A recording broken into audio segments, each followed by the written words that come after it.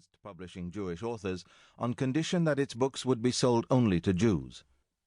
Founded in 1931 by the department store magnate Salman Schocken, this small publishing company had already published the works of Martin Buber and Franz Rosenzweig, as well as those of the Hebrew writer S.Y. Agnon, as part of its owner's interest in fostering a secular Jewish literary culture. Max Brod offered Schocken the world publishing rights to all of Kafka's works. This offer was initially rejected by Lambert Schneider, Schocken Verlag's editor-in-chief, who regarded Kafka's work as outside his mandate to publish books that could reacquaint German Jewry with its distinguished heritage. He also doubted its public appeal.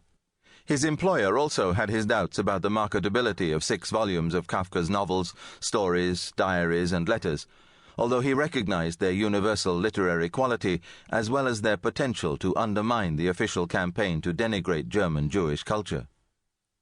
But he was urged by one of his editors, Moritz Spitzer, to see in Kafka a quintessentially Jewish voice that could give meaning to the new reality that had befallen German Jewry and would demonstrate the central role of Jews in German culture.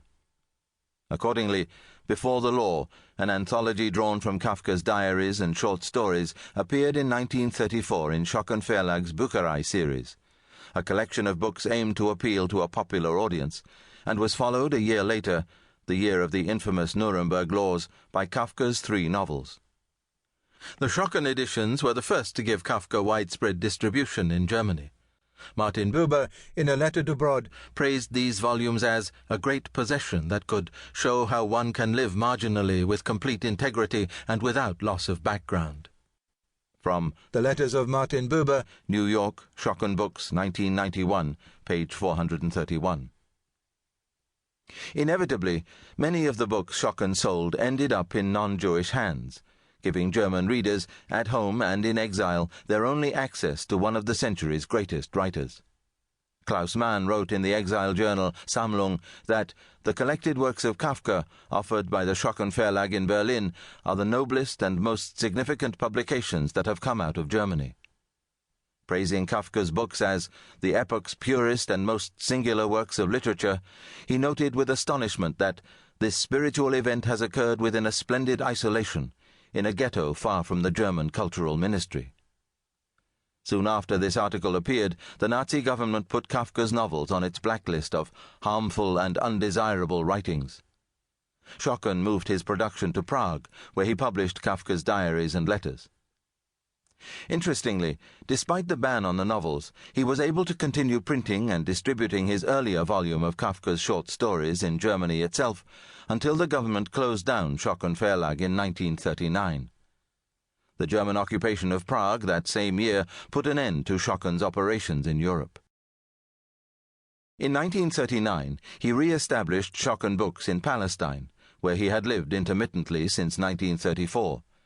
And editions of Kafka's works in the renewed Hebrew language were among its first publications. In 1940, he moved to New York, where 5 years later he opened Schocken Books with Hannah Arendt and Nahum Glotzer as his chief editors. While continuing to publish Kafka in German, Schocken reissued the existing Muir translations of the novels in 1946 and commissioned translations of the letters and diaries in the 1950s.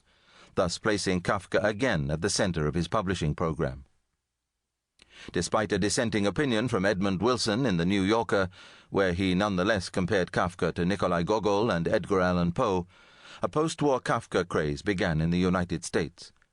Translation of all of Kafka's works began to appear in many other languages, and in 1951 the German Jewish publisher S. Fischer of Frankfurt, also in exile during the Nazi period, obtained the rights to publish Kafka in Germany.